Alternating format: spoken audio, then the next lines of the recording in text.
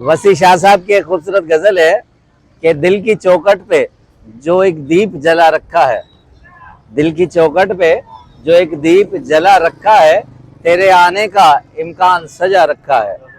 दिल की चौखट पे जो एक दीप जला रखा है, तेरे आने का इम्कान सजा रखा है।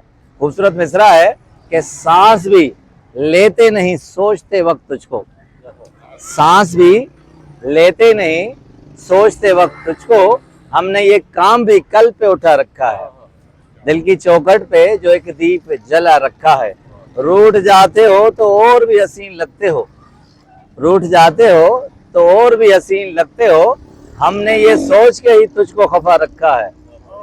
दिल की चौखट पे जो एक दीप जला रखा है, आखिरी बार मक्ता, आखिरी बार जो मेरे नाम आए थे वसी, आखिरी बार जो मेरे नाम आया था वसी, हमने उस खत को कलेजे से लगा रखा है। दिल की चौखट पे जो एक दीप जला रखा है, तेरे लौट आने का इम्कान सजा रखा है।